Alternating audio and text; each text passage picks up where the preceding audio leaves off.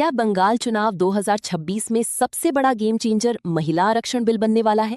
क्या कांग्रेस और टीएमसी का गठबंधन सिर्फ राजनीति नहीं बल्कि एक बड़ा मास्टर स्ट्रोक है? और क्या ये फैसला बीजेपी के लिए मुश्किलें खड़ी कर सकता है? आज हम इस पूरे खेल को समझेंगे डिटेल में, फैक्ट्स के साथ।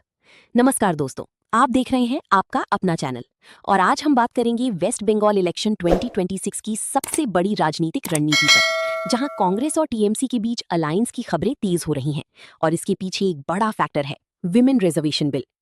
सबसे पहले समझते हैं कि मामला क्या है। महिला आरक्षण बिल के लागू होने से राजनीति में महिलाओं की भागीदारी बढ़ने वाली है।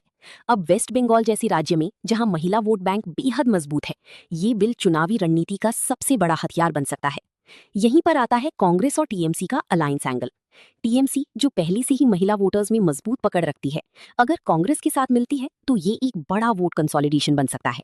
इस अलायंस का सीधा असर बीजेपी पर पड़ सकता है, क्योंकि बीजेपी भी महिलाओं को लेकर कई योजनाएं चला रही हैं। लेकिन अगर ऑपोजिशन यूनाइटेड हो जाता है तो मुकाबला और भी टफ हो जाएगा। अब सवाल ये है, क्या ये अलायंस सिर्फ चुनावी मजबूरी है या फिर एक लॉन्ग टर्म स्ट्रैटेजी?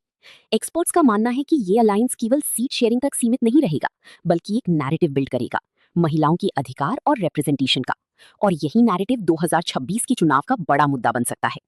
लेकिन कहानी यहाँ खत्म नहीं होती। इस अलायंस में चैलेंजेस भी हैं।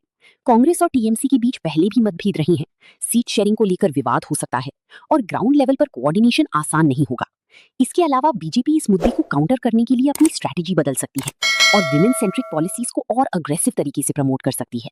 मतलब साफ है, 2026 का बंगाल इलेक्शन अब सिर्फ पॉलिटिकल फाइट नहीं, बल्कि विमेन वोट पावर की लड़ाई बन चुका है। तो अब सबसे बड़ा सवाल, क्या कांग्रेस टीएमसी अलायंस सच में बीजेपी को रोक पाएगा? क्या विमेन रिजर्वेशन बिल चुनाव का गेम चेंजर बनेगा, या फिर ये सिर्फ एक पॉलिटिकल एक्सपेरिमेंट बनकर रह जाएगा? आपकी क्या राय है? कौन जीतेगा बंगाल 2026? कमेंट करके जरूर बताइए।